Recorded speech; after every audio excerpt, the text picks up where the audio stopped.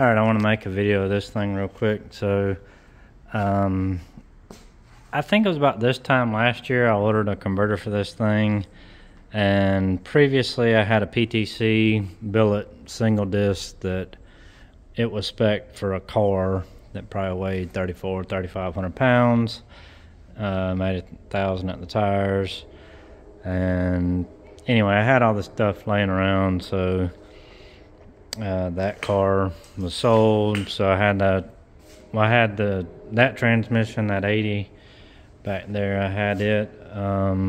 I had built it for the white 1500 crew cab the first turbo Silverado I built. And that was a 05 1500, and it had a 4L60 in it with a FTI converter. And I did the Transco orange kit. It had a precision turbo on it, 5.3 with a Summit Stage 1 high lift truck cam.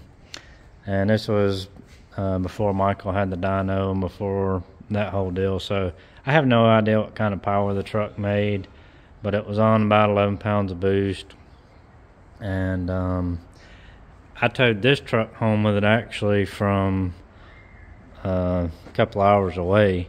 So that 1500 pulling this thing, it got about 10 miles a gallon in it, and it pulled it no problem. It got a little scary about 80 mile an hour trying to pull this big boy, but it did it no problem. The power and everything was there, but the weight and stability wasn't. So I built that transmission for when the 60 went out in the white truck, and it never went out. That was one of the best 60s, one of the two that I ever had. I was very impressed by it. I have no idea how many miles were on it, what all was done to it.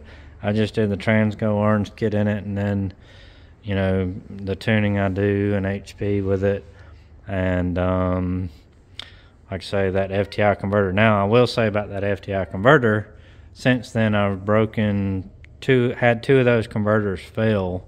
One was behind a stock 4.8. The clutch came apart, took out the converter and the transmission.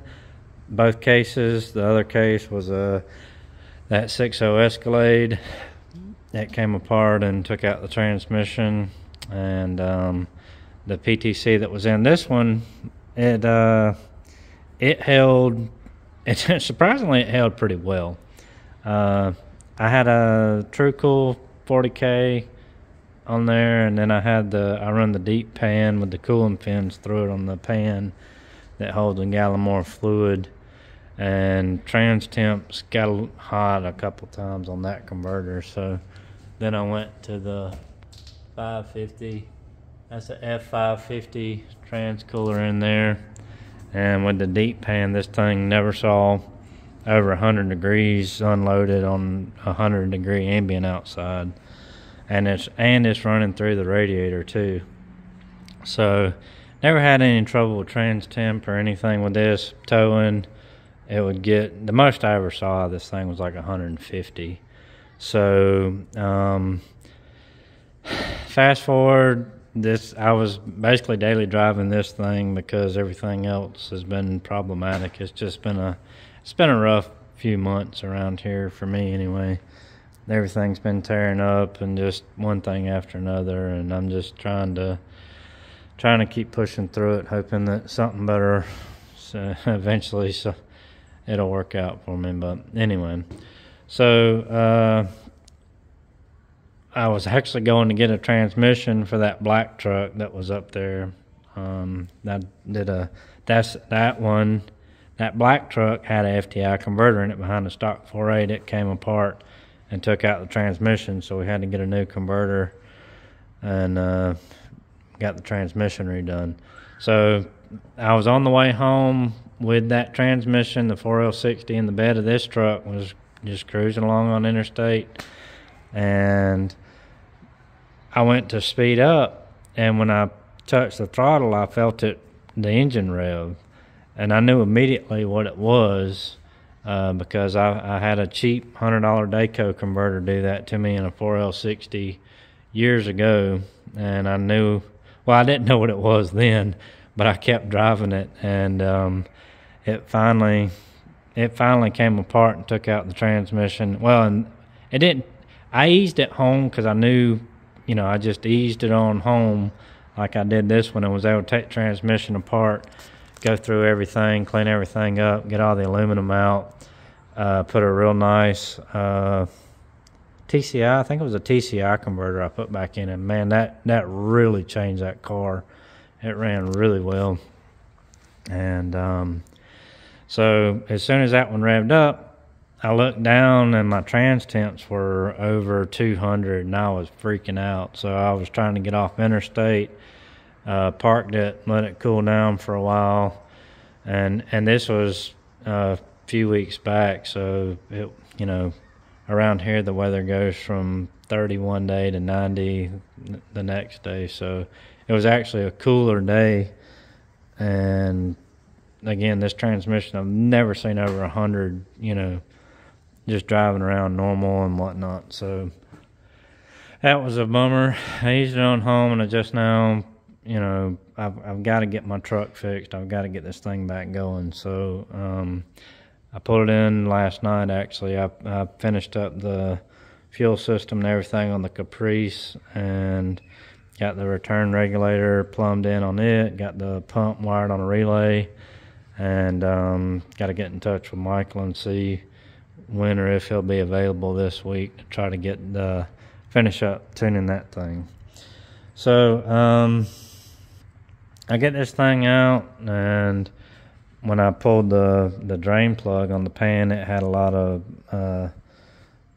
pieces stuck to the magnet. And then I came over here and yank converter, yank and get off quicker. Hilarious. So you can see down in there that piece of metal right there. So I mean that shouldn't be like that, and it looks like it's broken. Sorry, it looks like it's broken. So I'm beyond upset. I don't know what to do. Yank had better take care of this, because this, they used to say with PTC, you don't make enough power for PTC. If you told them you had an 800 horsepower car, they're like, yeah, right, this guy's only got a 400 horse small block, and that was how they spec their converters. So, in this day and age, the power that these things are making, power is easy to make these days. So, I told them it was a 2500 crew cab truck. I told them what kind of power it was making. Told them I was going to be towing with it. And like I say, this converter, I paid about $2,000 for that converter, and it hasn't even been in the truck a few months. And it's already tore up, and I hope it didn't mess up my transmission, because that's just going to add insult to injury. I'm taking it to my transmission guy. He's going to go through it and check everything out for me while I'm sending the converter back to Yank. So, they better make it right. I feel like they will. I've talked to them. They tell me to send it to them and fill out their form on the internet and whatever. And then, they want to look at my trans tune, which, wouldn't you have done that first? I mean, why would you not have your customer send over their tune file, or give them a tune file for their transmission to start with? I mean, I'm kind of, I don't understand that. I don't know what they'll find or whatever in the tune file, but I'll send it over to them and let them look over it and see if anything. But I don't lock it in lower gears. I don't have it where it locks in wide open throttle, because why would you? I don't like doing that. But a $2,000 triple disc, I should be able to lock it whenever I want to and it not be an issue, in my opinion. I know it's a big truck and everything, but anyway, so the converters I have failed are Yank, PTC, and FTI, and I will not be using those three again. I've used Circle D. They seem to be so far so good.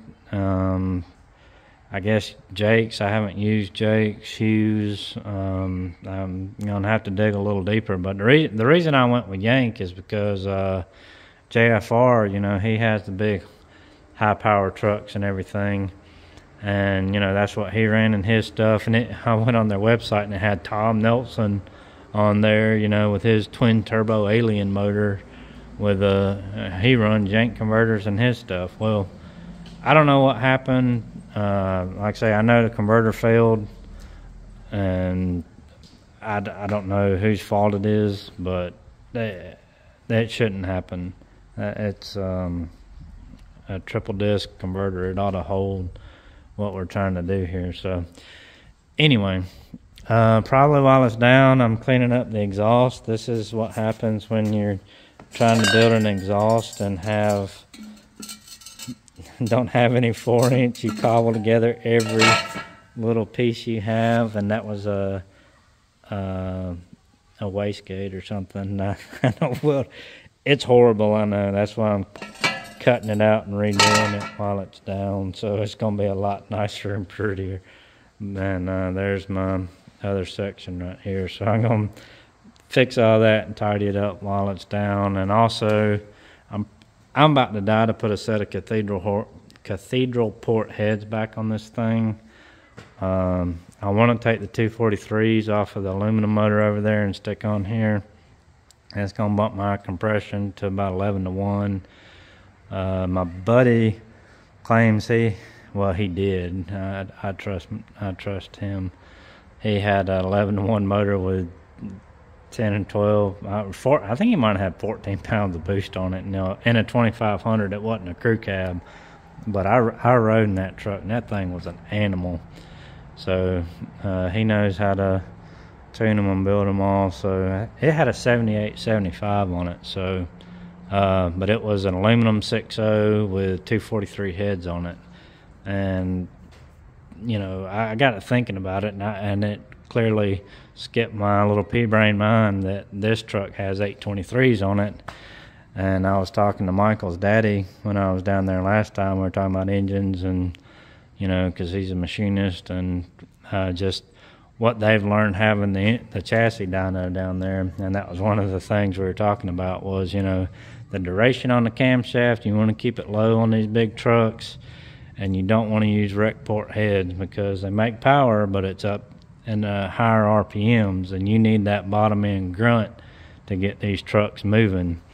So probably I'm gonna do it. I mean, there's no probably to it. I'm just frustrated right now, a little upset with everything going on, everything breaking, and just not working out for me on all this stuff. But I'm gonna try to get through it and get this thing back, you know, close, more where I want it. So I think the 243 heads on there really make a big difference. And then we'll see what they say about the converter. Again, that was a 2200 stall, which I hated. It needed to be higher stall, but they claimed that's all they could get out of it. So anyway, I'll redo the exhaust on this thing, get the trans checked out, getting the yank sent off, and then while I'm waiting on everything, I'll go ahead and put the 243s on here and get it back together and ready to go, and then take it back down to Michael, and maybe we'll dyno it again and see what it makes. But anyway, that's enough for now.